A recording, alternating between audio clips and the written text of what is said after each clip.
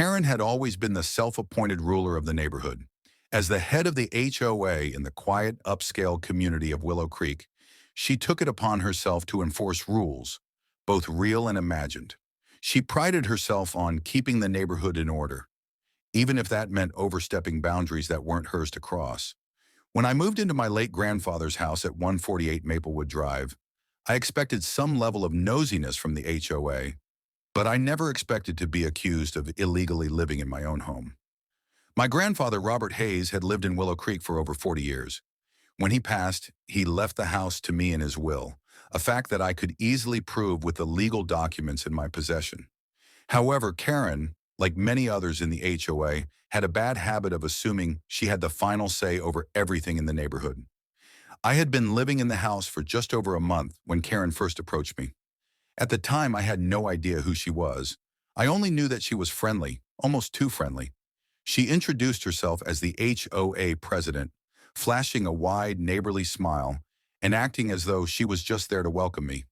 "Hey there, I'm Karen Williams. I help oversee the HOA around here," she said, standing at my front door, holding a plate of cookies. "I just wanted to check in, you know, see how you're settling in." I accepted the cookies, not thinking much of it, but what started as a friendly conversation quickly turned into something far more invasive.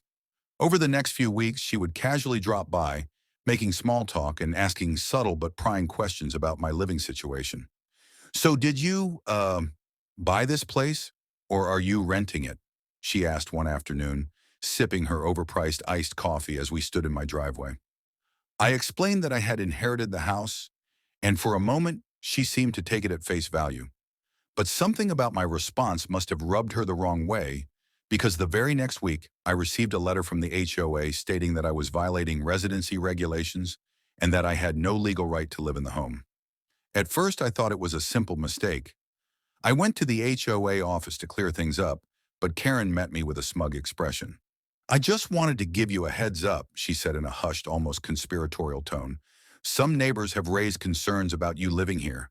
The HOA has strict policies about renting or unauthorized residence, and if you don't have proper proof of ownership, you may have to vacate."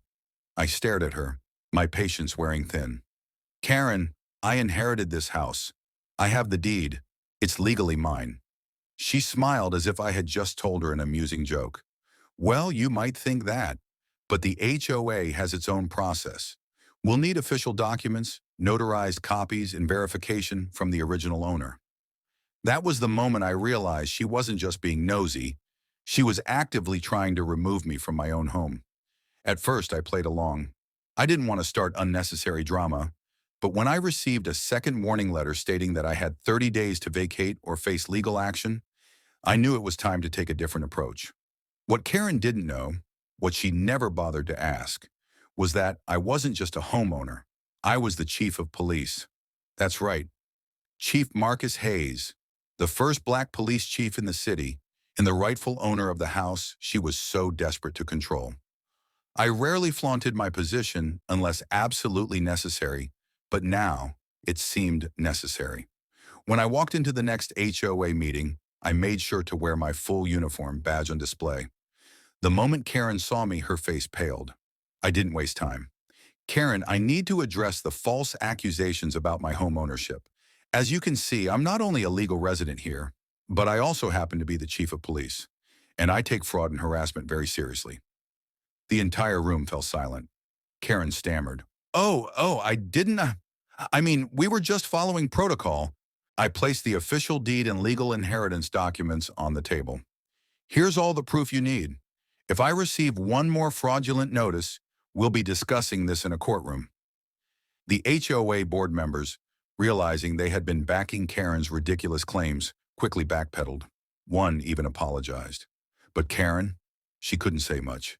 She sat there, silent, humiliated, and defeated. From that day on, I never received another complaint. Karen kept her distance, and the HOA suddenly became very cooperative. The moral of the story? Be careful who you try to manipulate. You never know who you're really dealing with.